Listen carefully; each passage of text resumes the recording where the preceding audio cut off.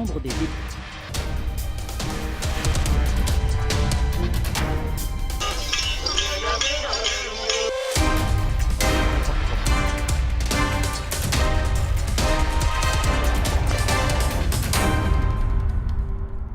Messieurs, bonjour. C'est un plaisir de vous retrouver sur ce plateau de Midi Actu pour un nouveau numéro. Voici le sommaire du jour. L'Assemblée nationale, le nombre des députés.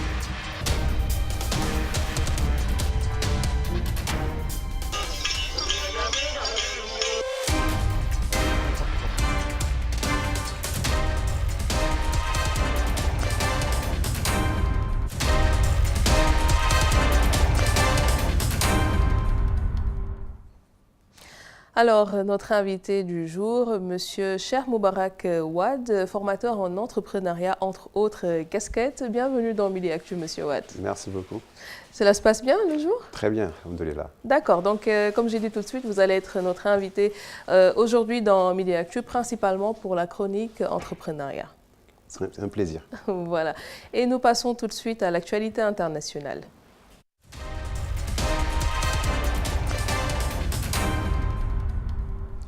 À l'international, cap sur l'Algérie, après l'annonce ce lundi du président Bouteflika renonçant à briguer un 5e mandat, des manifestations ont eu lieu dans le centre de la capitale algérienne.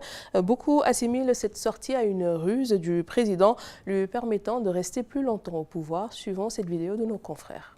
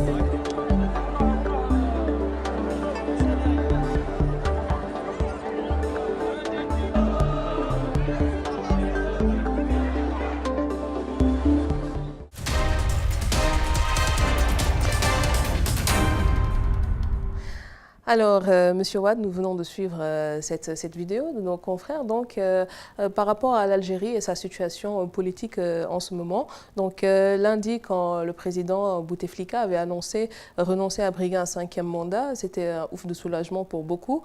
Mais quelques jours après, il y a eu des manifestations parce que beaucoup assimilent cela à une ruse pour rester encore plus longtemps au pouvoir. Alors, tout simplement, il faut savoir une chose, qu'une élection, c'est un rendez-vous d'un homme avec son peuple. Et être en rendez-vous avec un peuple, c'est être dans le cœur des citoyens. Et donc, si à un moment, les citoyens en ont marre, vous n'êtes plus dans leur cœur, il faut partir. Et donc, on a l'impression de voir ça, c'est une continuité en Afrique. Les présidents ont l'habitude de s'accrocher au pouvoir, mais ce pouvoir qui appartient au peuple, je dirais au peuple africain. Alors, il est temps, donc, pour ces gens-là, de savoir qu'il y a un début pour un pouvoir et une fin. Et dès que la fin s'approche, il ne sert à rien de s'accrocher. C'est ce qu'on vient de voir au niveau de ce reportage. Un peuple, il est dans le pays, mais il est également à l'extérieur. C'est pour ça que vous allez voir partout dans le monde des Algériens qui vont sortir parce qu'ils se reconnaissent dans leur nation. Et cette nation, ils ont envie de la confier à quelqu'un à qui ils ont confiance. Et donc, naturellement, c'est une ruse pour le président qui, à un moment, disait « j'organise les élections, mais au bout de 3 mois ou 6 mois, je me retire ». Donc déjà, ça, c'était un problème. On se disait « mais à quoi bon organiser une élection, ensuite se retirer au bout de 6 mois ». Donc aujourd'hui, on sait que le président Bouteflika est hors du système, en tout cas malade. Donc c'est tout un dispositif qui est déployé autour de lui pour faire, en tout cas, ombre à M. Bouteflika, il y a des gens qui tirent derrière. Et donc, naturellement, le peuple algérien est assez averti par rapport à ça. Et résultat, maintenant, vous allez voir ce qui va se passer au bout de ces prochains jours, où tant que le peuple algérien n'aura pas une visibilité claire par rapport aux élections, on verra toujours des manifestations. D'accord. Est-ce que vous suivez aussi les actualités sportives? Bien sûr. D'accord, parce que nous passons tout de suite à l'actualité sportive du jour.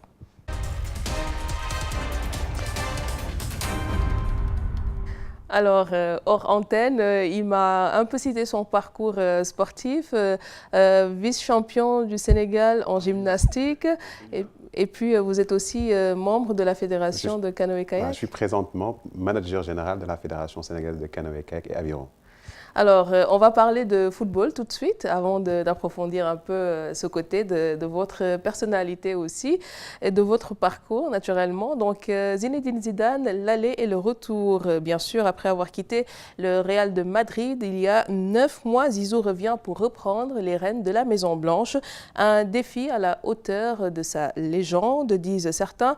En tout cas, tous espèrent qu'il pourra redorer le blason du Real de Madrid. Suivons cette vidéo. Français de légende, devenu entraîneur hors norme. En 2011, après plusieurs années loin des terrains, il passe ses diplômes d'entraîneur puis intègre le Real Madrid. En janvier 2016, il prend les rênes de l'équipe principale. Le Français se révèle alors en véritable meneur d'hommes et remporte tous les titres possibles. 9 titres au total en 2 ans et demi, dont un triplé en Ligue des Champions, un palmarès hors norme. Au sommet de son art et après 2 ans et demi sur les bancs du Real Madrid, il annonce en mai 2018 qu'il quitte son poste d'entraîneur et qu'il prend une année de congé sabbatique. Zidane est courtisé par de nombreux clubs, dont la Juventus. Et à la surprise générale, c'est donc auprès du Real qu'il revient pour en reprendre les commandes. Le club madrilène est englué dans une crise du résultat, notamment depuis l'humiliation en 8e de finale de la Ligue des Champions. Sa mission désormais, remplacer Santiago Solari et refaire du Real Madrid une place forte du football européen.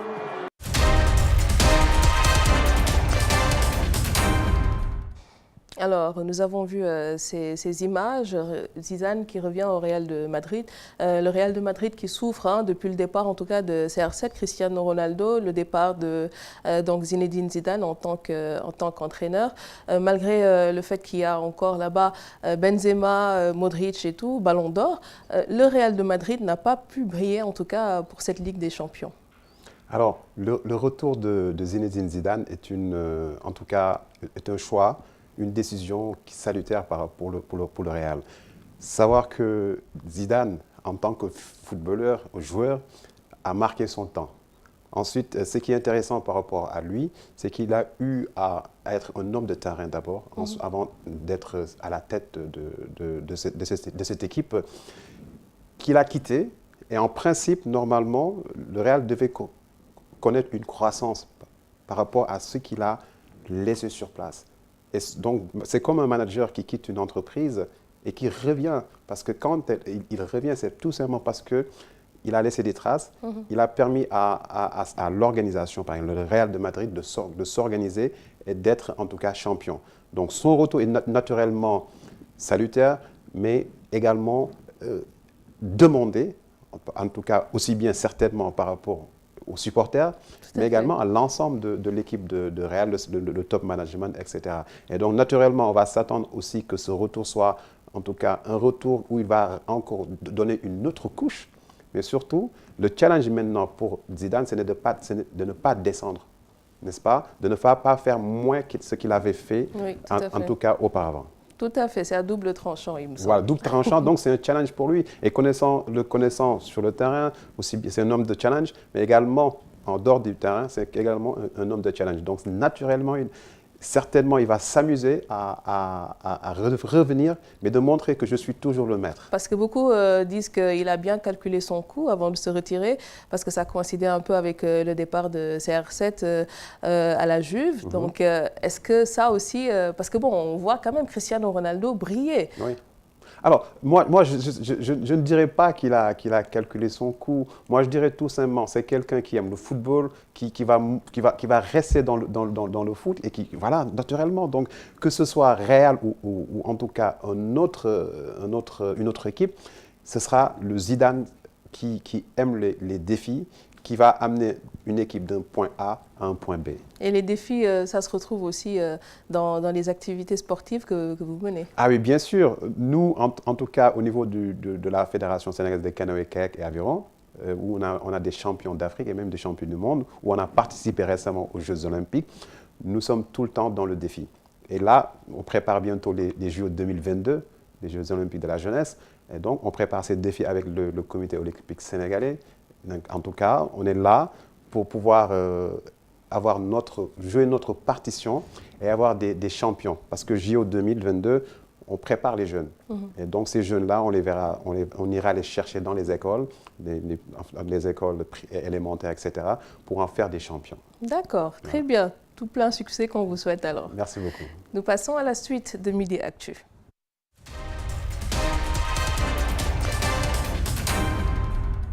Côté culture, Maïmounassi nous amène à la rencontre de l'artiste peintre Misa Kouassi, donc d'origine capverdienne. Elle est actuellement à Dakar dans le cadre d'échanges interculturels entre les villes de Thiès et de Praia, suivant ce que nous propose Maïmounassi. Poétesse, sculptrice, mais aussi réalisatrice de villages dans le milieu rural, de ce qui est le développement à travers l'art, pour permettre de conquérir une dimension allant de l'ancestralité au contemporain, du contemporain au cosmovision. C'est ce troisième pilier qui est un édifice qui futurement sera construit pour pouvoir permettre d'avoir sur les îles du Cap-Vert, chaque espace est un continent.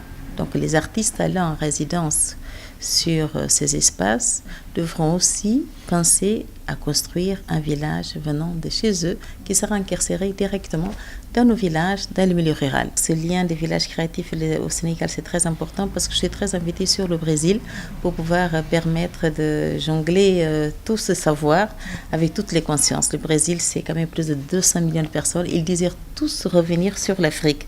Et donc, quand ils allaient sur ces villages créatifs au Cap-Vert, ils disaient, mais on arrive en Afrique. Je dis, bon, ici, c'est une conscience dont on peut parler du métissage, de ce qui est la connaissance, car je défends le métissage de la connaissance parce que nous sommes tous métis.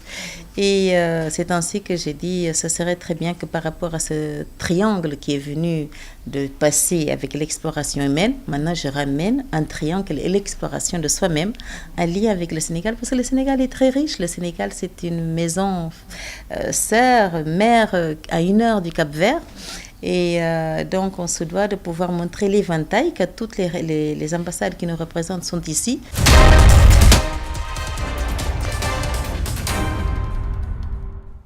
Alors, Monsieur Wade, ce que je viens de voir, ça me rappelle un peu le concept de jumelage, parce qu'ici, on voit qu'il y a quand même ces échanges interculturels entre deux villes, donc Thiès et Praia, et de toute façon, c'est l'art africain qui est mis en avant. Tout à fait. Alors, elle disait que le Sénégal est très riche, naturellement, et il n'y a pas mieux que cette interculturalité entre deux pays et un jumelage entre Thiès et la ville de Praia, c'est ça.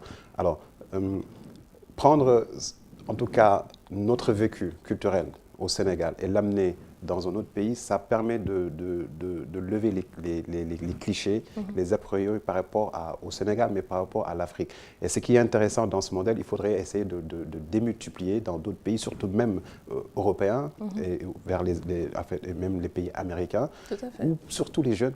Et c'est important là-dessus, où les gens sont entre eux, ne découvrent pas l'autre culture. Alors que le lien qu'on doit avoir entre les pays, c'est la culture. C'est la culture. Il y a des éléments essentiels, des connexions qu'on pourrait avoir. Bon, là, ça reste typiquement africain. Tout à fait. Voilà, mais ça nous parle.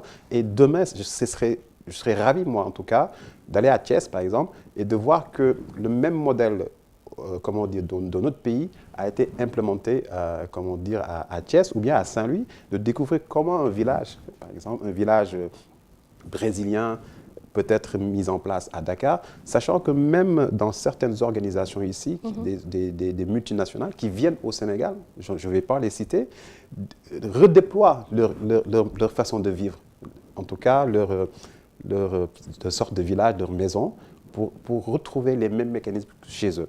Donc, si on reprend maintenant ces mêmes mécanismes sénégalais, un village, donc nous, aujourd'hui, on voit des cases, etc., mais il est important que les gens voient également comment ces cases vont être déployées ailleurs, mais surtout aussi, ce qui est important, c'est que cette culture qu'on a reste déjà dans l'authenticité, mais également une modernité par rapport à la découverte de l'autre. Oui, parce que vous parlez donc de notre culture. Je sais qu'ici au Sénégal, depuis quelques mois en tout cas, on a ce musée qui permet quand même une certaine rencontre entre les différentes cultures, civilisations noires et de la diaspora. Donc c'est une bonne initiative. Une excellente initiative. J'ai eu l'occasion d'aller au musée, c'était la première fois. Et je me suis dit, il faudrait que j'amène les enfants à découvrir. On a eu 2 heures, en tout cas 2 heures de visite, où on a découvert des choses extraordinaires. Des œuvres de Sénégalais, mais également d'Africains. Et j'ai vu qu'également il y a beaucoup d'Africains dans la diaspora qui viennent découvrir ce musée. Et donc c'est comme si également ce travail de cette dame, elle a reproduit pratiquement le musée au niveau de, comment dire, de Thiès, mais certainement à l'air libre. Et donc c'est un plaisir pour nous, pour School au Sénégal, d'accueillir ce joyau. Et vous parliez tout de suite d'amener les enfants, donc découvrir ce musée. Et je sais qu'à côté aussi, vous êtes dans l'entrepreneuriat. Comment se porte l'entrepreneuriat côté culture? Alors, l'entrepreneuriat culturel se porte très bien parce que dès qu'on parle d'entrepreneuriat, il suffit tout simplement d'enlever une casquette, de mettre casquette culture ou bien de mettre casquette technologie, etc. Mais la personne reste la même. Donc, la culture entrepreneuriale ou bien l'entrepreneuriat culturel se porte très bien au Sénégal. Alors, nous passons justement à la partie entrepreneuriat de ce jour.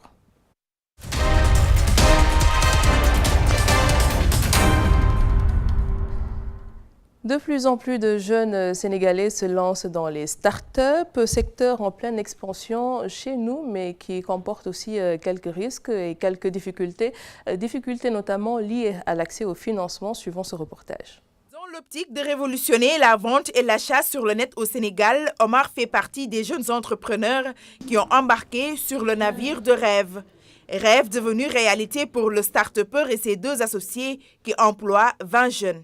Il y a eu un besoin qu'on a essayé de satisfaire. Pourquoi? Les Sénégalais veulent tout le temps acheter quelque chose qui vient de l'extérieur et ils sont tout le temps sur Internet et donc ils voient des produits sur Internet qui sont en France ou aux États-Unis ou en Chine, n'importe où dans le monde et qu'ils ne peuvent pas se procurer. Pourquoi? Parce que, premier problème, ces sites-là ne livrent pas au Sénégal. Deuxième problème, ils n'ont pas de carte bancaire pour pouvoir acheter sur ces sites. Les colis viennent de partout dans le monde. Si la start-up a bénéficié d'un financement quelques années après sa création, Wikery a démarré sur fonds propres.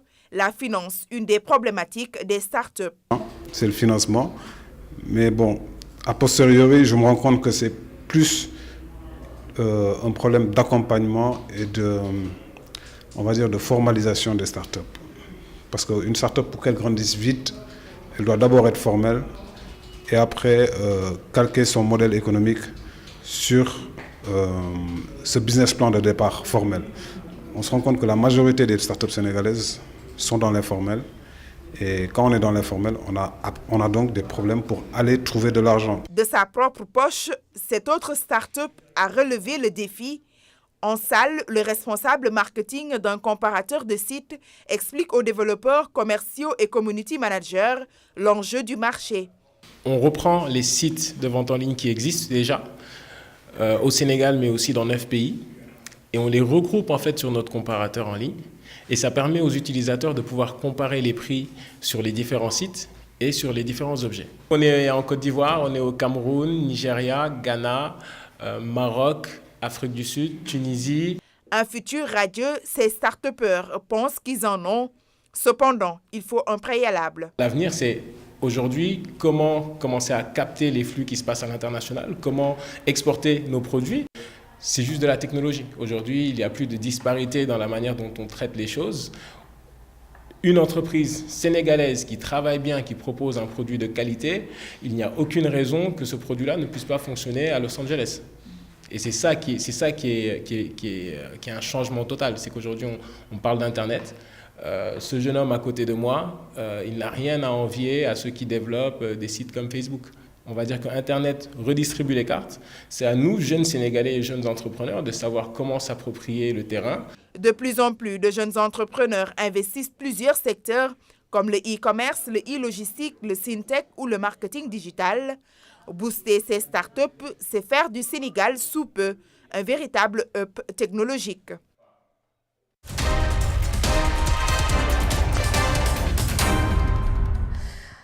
Très bien, donc nous venons de voir cette vidéo, ce reportage concernant donc, les difficultés que rencontrent un peu les startups pour accéder au financement. Justement, nous avons eu quelqu'un ici de Wikari, M. Youssou Ndiaye, qui nous a un peu expliqué c'était quoi les startups, mais pour les personnes peut-être qui n'avaient pas suivi ce passage, est-ce que vous pouvez revenir un peu sur la notion de startup? Alors déjà, je salue mes amis de Wikari et tous les jeunes entrepreneurs aujourd'hui qui tous les jours se réveillent et se battent pour pouvoir développer ce pays à travers leurs organisations. Alors, une start-up, c'est une organisation qui innove, qui recherche des solutions surtout innovantes, on y reviendra, mais également qui cherche une croissance rapide, donc à forte croissance. Et ces organisations, en tout cas, comme il a dit tout à l'heure, développent des solutions. Certaines ne sont pas organisées, formalisées, ça on va y revenir certainement si on a l'occasion, mais qui vont trouver des solutions. Mais ces solutions doivent être adaptées aux besoins du marché actuel, mais des besoins également qui transcendent le pays, le Sénégal. Et donc, ils vont développer un modèle, une start-up développe son modèle économique, qui n'est pas en tout cas figé, qui n'est pas consolidé. Et c'est pour ça qu'il y a une certaine polémique par rapport à c'est quoi une start-up, etc. Quelle est la différence entre la start-up et les entreprises actuelles qu'on voit modernes. Et donc là, la seule vraiment différence, c'est que la start-up, pour résumer, cherche un modèle économique qui est viable, qui puisse passer d'un business plan pour pouvoir développer son entreprise et atteindre sa croissance, assez rapidement d'ailleurs. D'accord. Donc, si je comprends bien ce que vous venez de dire, il n'y a pas encore de consentement commun par rapport à la définition même d'une start-up, mais quand on entend parler aussi de niche, est-ce que c'est la même chose? Alors, pour trouver une niche, c'est trouver en tout cas un business à côté qui n'est pas exploité déjà, dans tous les cas, mais qui peut nous accompagner à avoir une croissance rapide et de profiter de ce marché assez rapidement. Donc, que ce soit une entreprise peut trouver une niche, comme une start-up peut en trouver. Et qu'est-ce que la start-up peut apporter de plus par rapport à l'entreprise classique, la valeur ajoutée d'une start-up? Écoutez, la valeur ajoutée, moi je dirais, c'est l'innovation. Comme également l'entreprise classique est appelée en tout cas à être innovante, sinon elle disparaît. Hein. Mais la start-up apporte une innovation qui est... Donc quand on dit innovation, c'est une idée nouvelle, un produit qui est nouveau, mais qui n'est pas encore naturellement lancé sur le marché, qui cherche, comme je disais tout à l'heure, qui cherche un modèle économique de base pour pouvoir se lancer. Et donc l'entreprise maintenant, à la différence maintenant, a déjà consolidé son business plan sur les 5 années. N'est-ce pas? Et se développe naturellement. Donc, il n'y a que cette différence. D'accord. Donc, si je comprends encore une fois, une start-up, ça permet d'accéder à une croissance économique plus facilement ou plus rapidement en tout cas. Alors, pourquoi est-ce qu'il y a ces difficultés-là liées au financement ici au Sénégal? Alors, moi, je ne dirais pas que la difficulté d'accès au financement est dédiée qu'aux start-ups, mais à l'ensemble des organisations, qu'on soit start-up, etc. Cette difficulté, on peut l'analyser de différentes façons. La première, je dis tout à l'heure qu'une start-up développe des idées innovantes. Pour pouvoir chercher un financement, il faudrait proposer un produit. Ce produit doit être innovant. Mais pour pouvoir trouver ce produit innovant, il faudrait aller d'abord à l'étape d'idée, chercher les idées de projet. Et aujourd'hui, on a du mal parfois à en trouver des idées de projet, alors qu'il y en a énormément. Il suffit tout simplement d'observer l'environnement, le marché et les besoins réels des populations, en tout cas, qu'on souhaiterait satisfaire. Donc, c'est un élément qui est essentiel.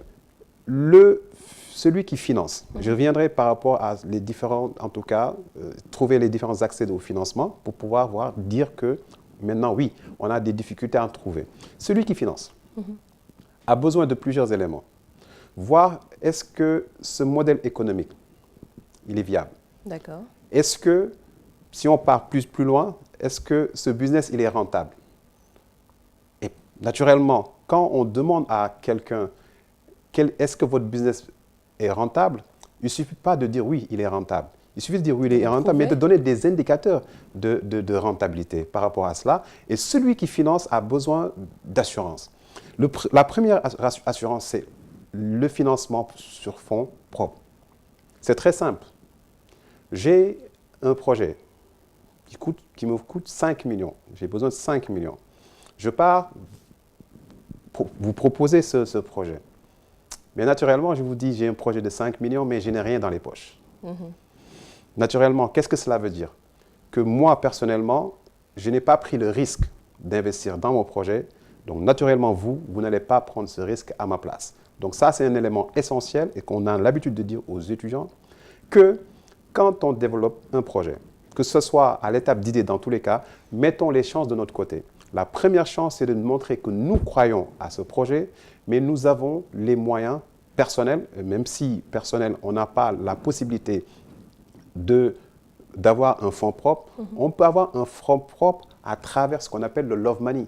Aller voir la famille, les amis, pour qu'on puisse nous accompagner. Nous avons fait ce même dispositif de love money pour pouvoir développer nos activités. Et donc le jeune, ou en tout cas la start-up, a obligation, dans tous les cas, de commencer par ce mécanisme de financement à fonds propres. Une fois maintenant, on a cela, ou bien on peut anticiper, dire maintenant, quels sont les autres mécanismes où on peut bénéficier d'un financement. Et là, en tout cas, ce que je peux dire aujourd'hui, le Sénégal, là où, en tout cas, le Sénégal a beaucoup travaillé, a beaucoup investi, sont dans le secteur de l'entrepreneuriat avec les différents mécanismes d'accompagnement. Je ne parlerai pas des banques parce que tout simplement, il y a un problème un écart entre les banques qui ont besoin, en tout cas, de garanties, de besoin de visibilité par rapport à l'activité de l'entreprise. Un projet restera toujours un projet. Mais quand l'entrepreneur ou bien la start-up commence à développer ses activités, mais ne met pas en place les mécanismes de contrôle, la banque ne peut pas avoir une visibilité par rapport à l'activité. Est-ce que l'activité a une croissance rapide, etc., pour pouvoir prendre une décision. Ensuite vient les problèmes de garantie. L'autre élément essentiel, qui est un peu difficile par rapport l'accès au financement, c'est que les gens ne vont pas à l'information par rapport à ces structures de financement, comme par exemple l'ADPME ou l'ADER, etc., ou bien la maison de l'entrepreneur. D'accord. Très bien. Donc, vous aviez évoqué tout à l'heure la possibilité de nous donner quelques pistes pour accéder plus facilement, en tout cas, au financement. Quelles sont ces pistes? Alors, comme je disais tout à l'heure, par rapport à ces pistes, il faut tout simplement aller voir selon l'activité aussi. On est une start-up spécialisée dans un domaine. Quelles sont les structures qui peuvent accompagner dans ce domaine? D'accord. Voilà, déjà, ça, il y en a, ou bien ceux qui veulent rentrer dans votre capital. Mais dans tous les cas, quel que soit le domaine identifié, la structure identifiée, il y a des préalables.